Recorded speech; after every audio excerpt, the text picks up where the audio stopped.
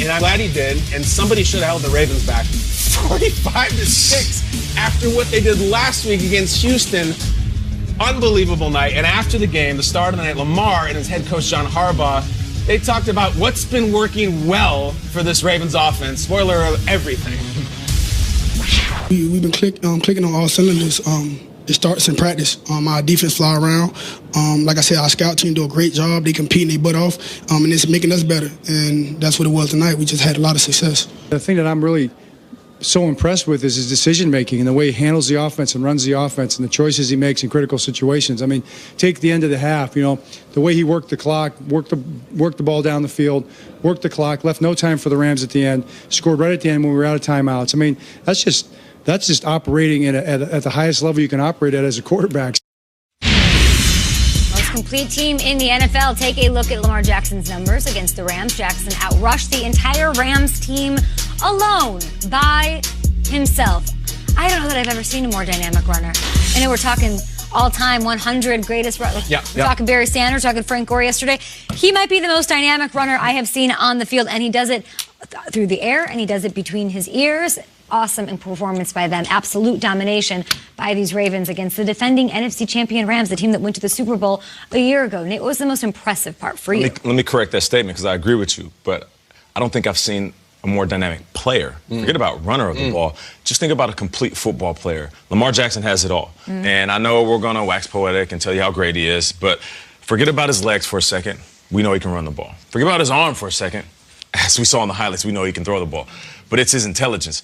His head coach says he made choices in critical situations. And we're talking about that final drive before half. That was the most impressive drive to me.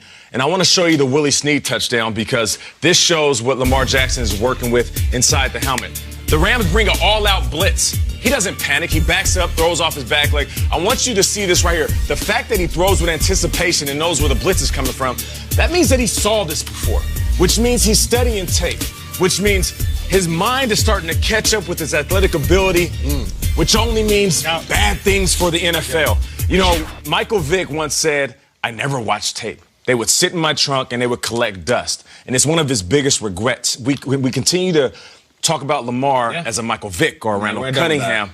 I feel like with Lamar Jackson's athletic ability and his intelligence, football IQ rising week to week, this only means he's going to get better. And this is the type of game he put up against the Rams, who was basically the Ravens of last year. Out of the top 15 single-game passer ratings, Lamar Jackson has 4 of them. 3 games over 139 this year.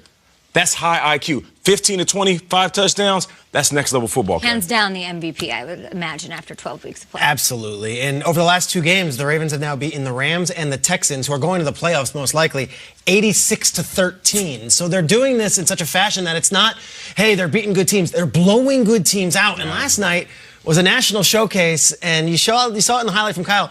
The first 6 possessions, it's touchdown, touchdown, touchdown, touchdown, touchdown, touchdown.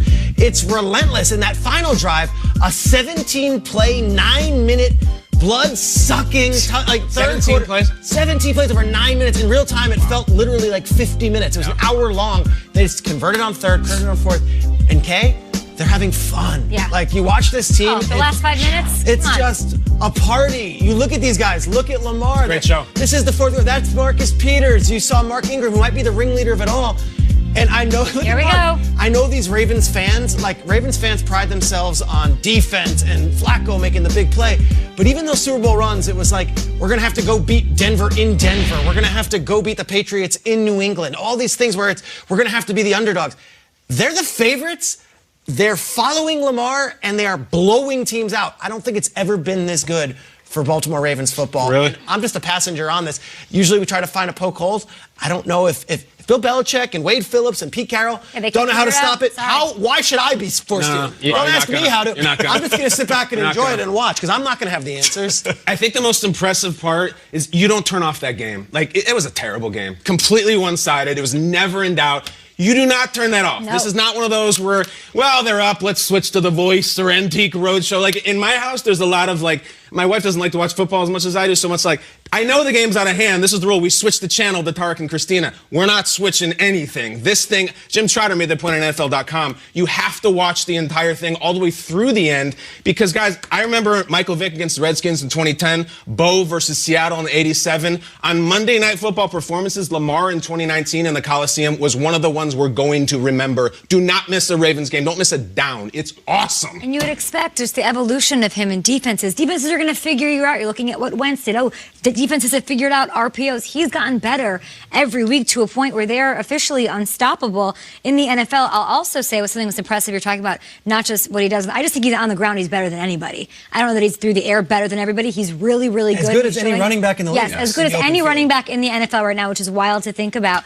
But to me, it's the fact that he elevates his wide receivers. I was in Philly last week, Shregs. There was a lot of Wentz doesn't have anybody. They don't have household names to throw to. What, do the Baltimore Ravens? Boykin, Mark Andrews, Boykin. You got Willie Snead. We love them, but he's elevating the games. I'll have the GOAT, Tom Brady, which is a nice little thing I wanted to point out. It really is. It's and if you look at what they had in Philadelphia versus what they have here, it's exactly. I mean, it's stark the comparison. I just think that also like. You need a star in a night like that. And there was a star who was on the microphone last night.